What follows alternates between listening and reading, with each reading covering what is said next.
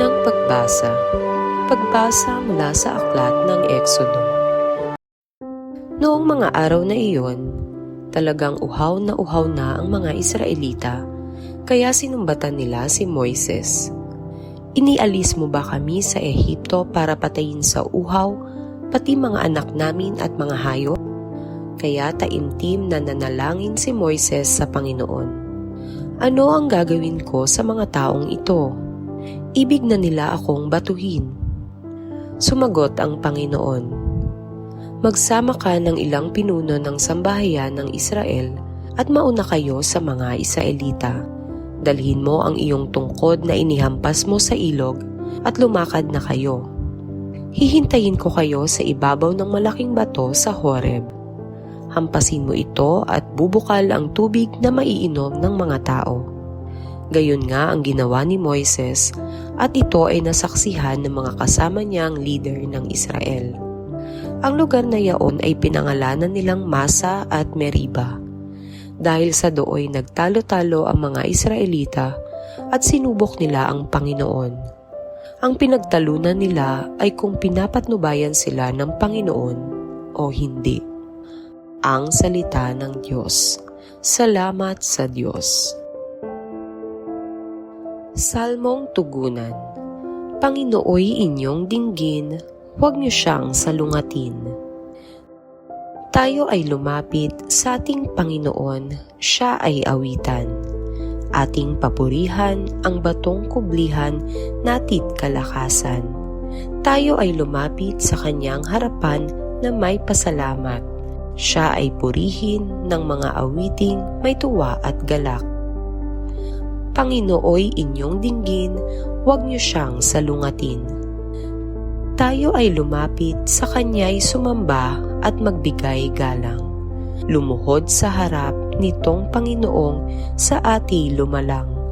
Siya ang ating Diyos, tayo ay kalinga niyang mga hirang. Mga tupa tayong inaalagaan. Panginooy inyong dinggin, huwag niyo siyang salungatin. Ang kanyang salita ay ating pakinggan. Iyang inyong puso'y huwag patigasin tulad ng ginawa ng inyong magulang. Nang nasa Meriba, sa ilang ng Masa, ako ay tinuksot, doon ay sinubok ng inyong magulang. Bagamat nakita ang aking ginawang, silang nakinabang. Panginooy inyong dinggin, huwag niyo siyang salungatin. Pagbasa mula sa sulat ni Apostol San Pablo sa mga taga-Roma. Mga kapatid, yamang napawalang sala na tayo dahil sa pananalig sa ating Panginoong Hesukristo. Sa pamamagitan niya ay mayroon na tayong kapanatagan sa harapan ng Diyos. Sa pamamagitan nga niya ay tinatamasa natin ang kagandahang loob ng Diyos at lubos tayong nagagalak sa ating pag-asa na makakasama sa kanyang kaluwalhatian. Hindi tayo nabigo sa ating pag-asa sapagkat ang pag-ibig ng Diyos ay binuhos sa ating mga puso sa pamamagitan ng Espiritu Santo na pinagkaloob na sa atin. Sapagkat noong tayo ay mahihina pa, namatay si Kristo sa takdang panahon para sa mga makasalanan. Mahirap mangyaring ialay ni numan ang kanyang buhay alang-alang sa isang taong matuwid, bagamat maaaring may mangahas na gumawa nito alang-alang sa isang mabuting tao. Ngunit ipinadama ng Diyos ang kanyang pag-ibig sa atin nang mamamatay si Kristo para sa atin noong tayo'y makasalanan pa. Ang salita ng Diyos.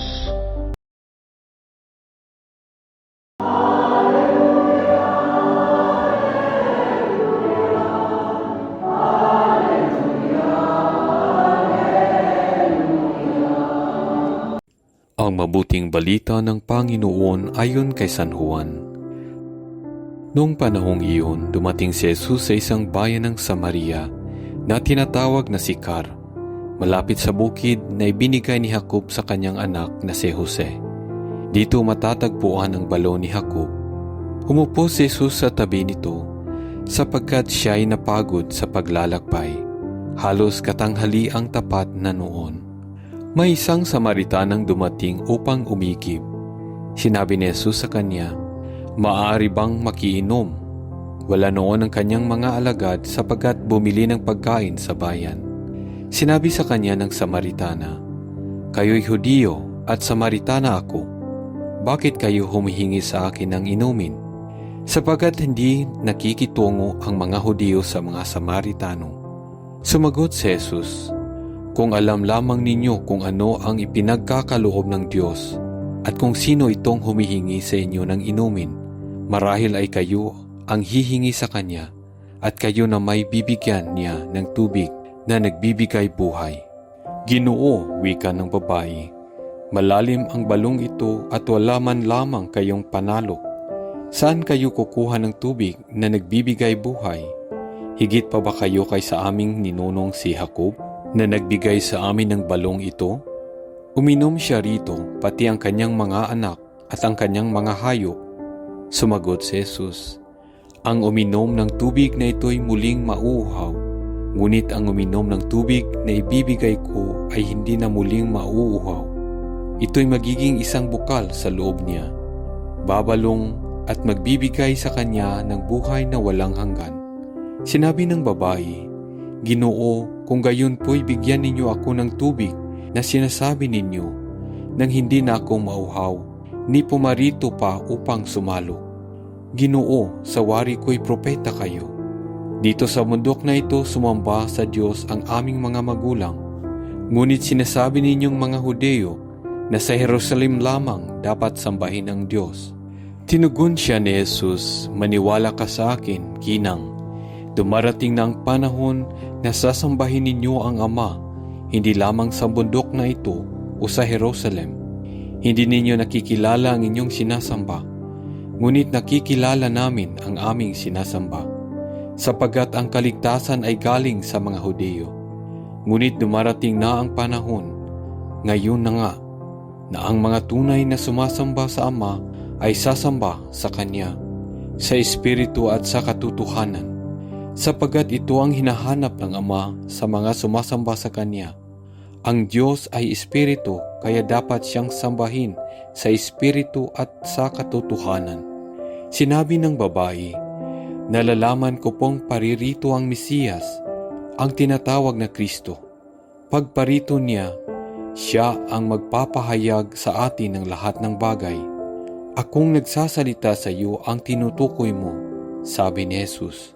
Maraming Samaritano sa bayang yaon ang sumampalataya kay Jesus.